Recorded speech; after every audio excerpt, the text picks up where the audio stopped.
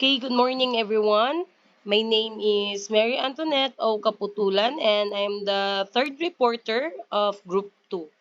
And my topic is all about digital tools and platform for language and literature structures. Overview of the digital tools. Okay, digital tools such as online dictionaries, thesauruses, and grammar checkers facilitate better understanding and usage of language. Okay, additionally, the platform like Google Classroom and educational apps enhance literary instructions. Okay? Bilang isang mga guro, kinakailangan talaga natin na ang mga ganitong mga tools upang mas maunawaan at madali nilang maintindihan yung ating mga um, yung mga tinuturo nating leksyon o aralin sa ating mga mag-aaral gamit ang ganitong mga tools. Okay, benefits of digital platforms. Okay, advantages in education. Okay, utilizing the digital platforms promotes interactive learning, cater to diverse learning styles, and provides immediate feedback. Okay, this enhance engagement and motivate students to explore literature activity or actively rather. Okay, um, 'di ba sa mga panahon natin ngayon bilang isang guro, ginagamit na talaga natin yung mga makabagong teknolohiya sa pagtuturo sa mga mag-aaral. Okay, dahil alam naman natin na meron tayong mga iba't ibang ah, learner na mga estudyante. Okay? Dahil din dito, nagkakaroon din tayo ng mga iba't ibang estilo sa pagtuturo sa kanila. Ah, sa ano din, sa mga digital platforms na ito, madali din natin nabibigyan ng mga feedback yung ating mga mag-aaral. Kung ano ba yung kanilang dapat or hindi dapat gawin sa kanilang mga ah, activity.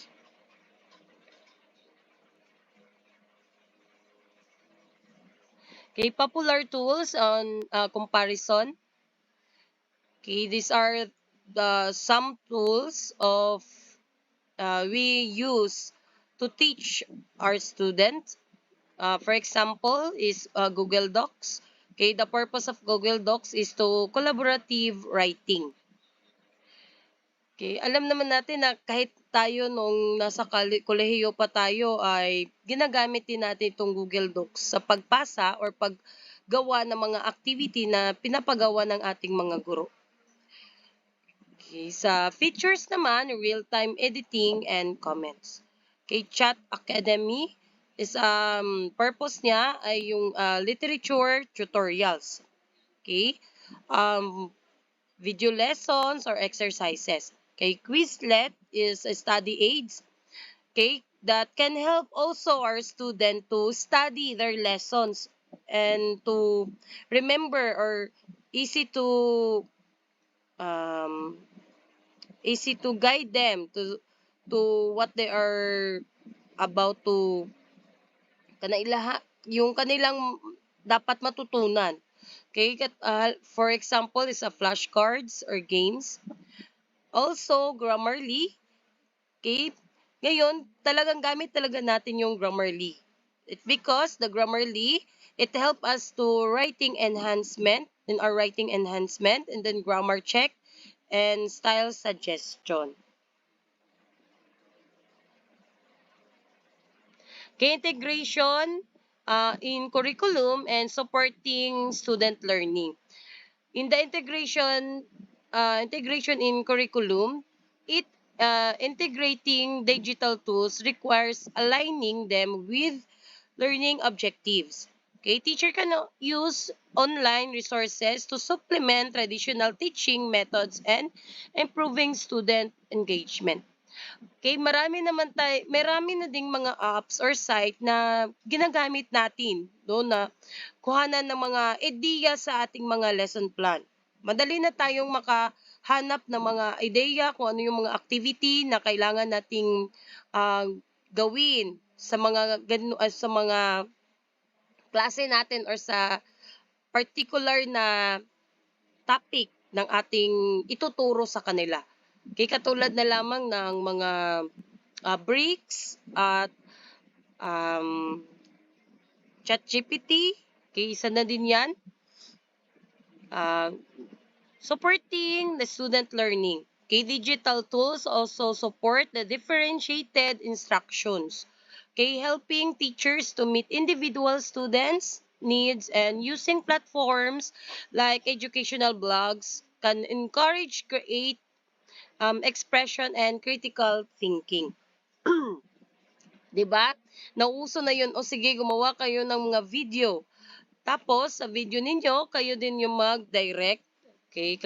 Ibig sabihin, yung lahat ng mga skills ng mga student natin na i-enhance through this mga activity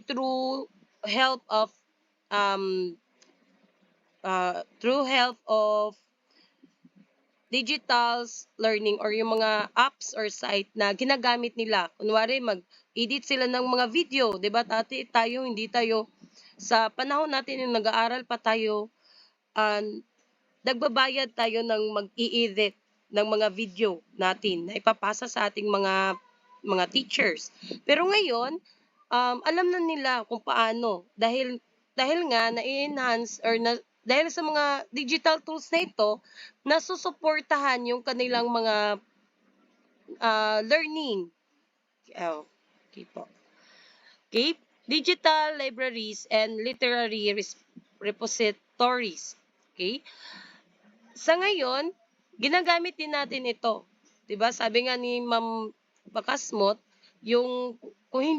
wala ka ng time na magpunta sa mga library talaga kasi hindi ka sila updated or kaya malayo sa iyo, it easy to access the na makapasok ka pa rin sa mga libraries through digital libraries.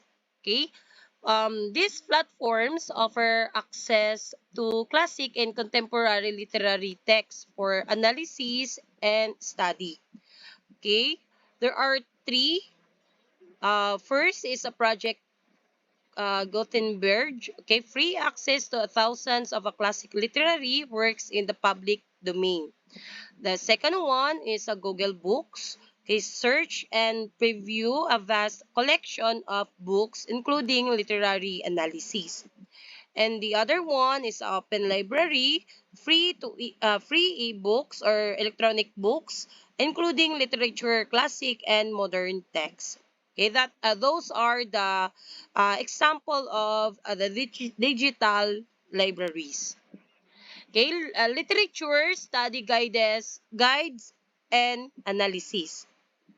Okay, these platforms provide summaries, literary analysis, and study resources for various works. Okay, for example, lit charts. Okay, literature, summaries, theme, and analysis with the visual tools. Okay, the other one naman is at Cliff Notes. Okay, classic literature, summaries, and analysis. The last one is Spark Notes, a detailed chapter, summaries, and explanations. Okay. Okay, interactive learning and annotation platforms.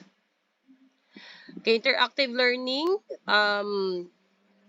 kumbaga, 'di ba, pag sinasabi nating interactive, yung ating mga mag-aaral ay talagang nagpa-participate sila, no? Dahil nga, 'di ba, ngayon sa 21st century na bilang 21st century ng mga guro, kailangan nating gumamit din ng mga ganitong mga kagamitan sa pagtuturo para alam natin na lahat talaga ng ating mga mag-aaral ay nagpa-participate.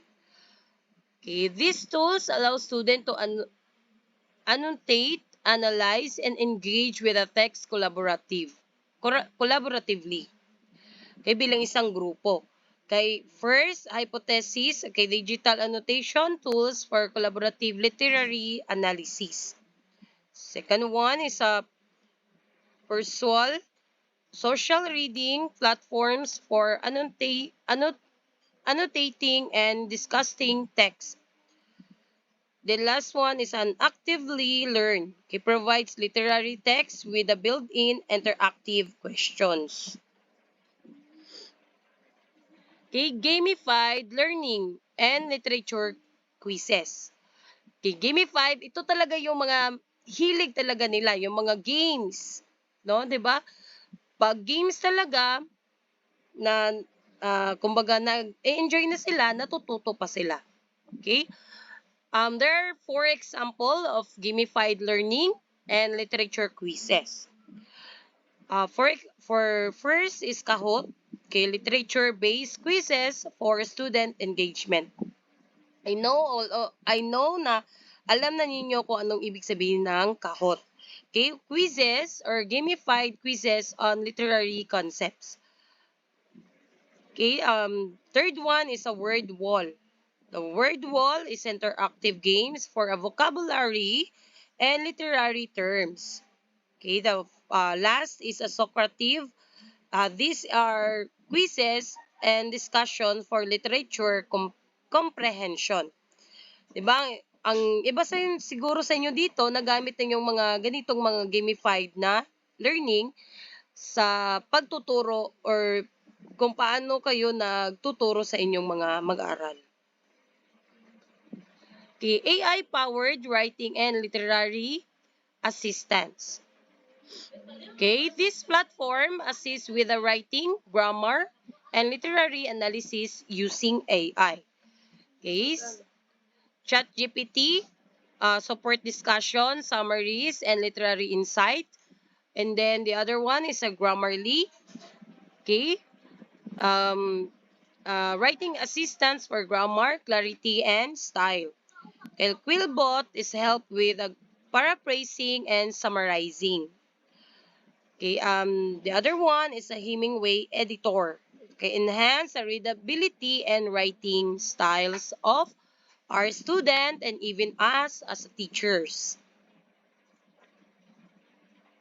Okay, that's all.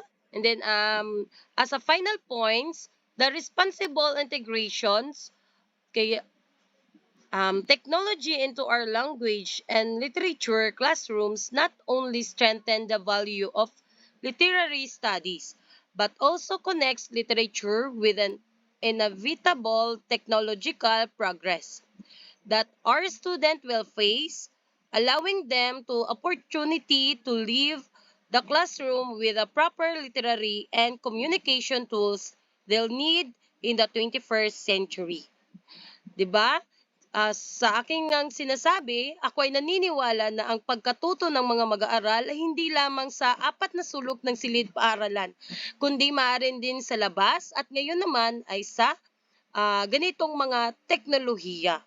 At yun lamang po ang aking um, iuulat or iulat po ngayong umagang ito.